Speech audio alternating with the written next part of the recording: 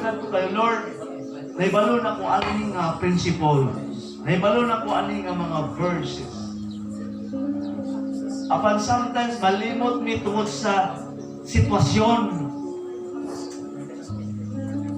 Munang ma-refresh kami, ma-renew kami, ma-re-strengthen kami, pag makadungog may simpulo. Tungod sa sitwasyon, tabangin ni Lord. Talk to God, inga, Lord, pag abot sa sitwasyon, di na ako makaya. Na ako'y weakness, Lord. Sumbi ang Ginoo! Lord, na ako'y kaluyahon. Lord, nahibalo ka sa akwang kaluyahon. Tabangin ko, Lord. Yes, ang tabang sa Ginoo is always present. Hinumdumigin na. Always remember, the hands of God, ang kamot sa Ginoo is always extended to us. Ang di-picture out sa Ginoo karon sa kuha is si disciple Peter. Sa diyan ni unlod siya. Nisinggit rin siya, Jesus help! Tabangin ko, Lord Jesus! May pataas sa Lord. Huwag dingon, tabangin ko, Lord Jesus! And here it comes. Unta na, by distance kayo to si Ginoong Isus. Distansya pa. But how comes? Pag-ingon ni St. Apostol, disciple, Lord Jesus help! Nga naman diha ang kamot sa Ginoong di gunit. Ang Apostol Pedro. Yung dumi, wa na to makita sa Ginoong Isus. But sa time mayon ta, Lord help mo. Sa kinasingkasing atong pagpangayo. Jesus said, I am with you always up to the end of the age. Gusto ko bago malipon sa sitwasyon natin. We are overcomer. We are conquerors. Hinumdumigin na siya. Because of Jesus that loves us. Because Jesus that is in us. Amahan nga langit nun. Salamat kayo sa inyong pag-istorya ka namo ka na. Ikaw ang naibalo kung sa'y naasunod sa among kasing-kasing ron. Kung sa'y totoo kay nag-ingon imong pulong, di ka kailangan og tao nga witness kung kinsa kami. Tungod kay imong pulong nag-ingon, nahibalo na ka kung sa'y naasa mo na huna. Nahibalo na ka kung sa'y naasa mong kasing-kasing. Right now, here we are. Serious thing na niingon, kailangan na mo ikaw sa tanang-tanang. Ang amo lang, kahibalo may mo pataas sa mong kamot. A sign of surrender nga mingon, wa ko'y mahimo, Lord. Ikaw ang kailangan nako. Makaya na ko ning tanan kay ikaw anaaman. Salamat kaayo. Ang gipainumdum sa Ginoo sa ato karon right now, ingon gyud siya. Tawagan na ako. Ingon siya, tindog lang kay na ako. Abay kanino. Dili imong kusog ang makalahutay. Ang akong kusog mo ay makapalahutay kanina. Hallelujah! Ang kusog sa Diyos mo ay makapalahutay. The strength of the Lord. Oh God. Ako'y makapalahutay ka. Unang ingon, the joy of the Lord is our strength. Unang lipayan na ginatong Ginoo. Abi ninyo, mas malipay ang Ginoo nga naatas sa kalisod.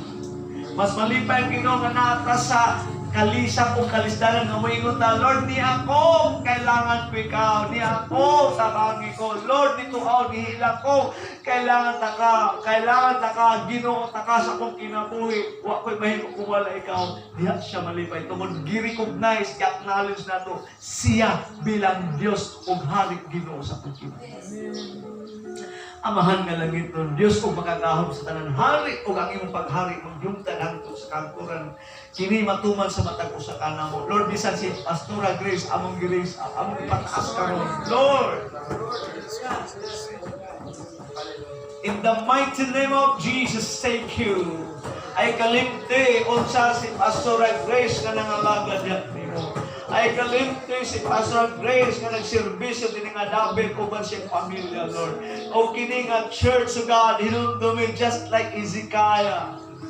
Sa panahon ni hilak siya, diha kanimo salamat, Lord, ni amin nagkausa karon. What we agree, oh God, it shall be given and it shall be done in heaven right now. Thank you. Salamat sa imong gahom, maabot karon to Pastor Grace, na maghatag og kaayuhan, oh God. Lord, wala imposible kanimo. Himoa, O God, from impossible to possible right now. We need miracles, Lord. Diyos ka sa milagro. Thank you. Thank you, God, in the mighty name of Jesus. All things work together for good, not for bad.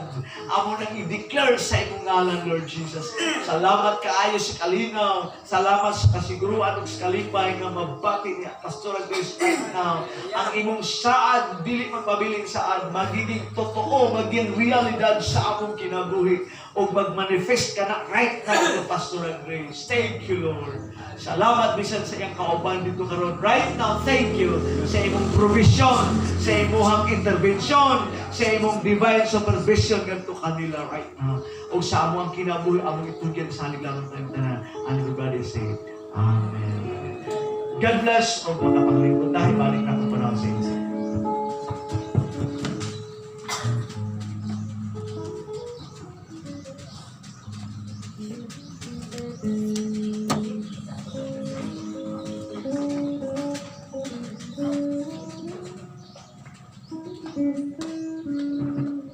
Akong gihaya si Pastor Pedro Pedro sa kalong sa close prayer.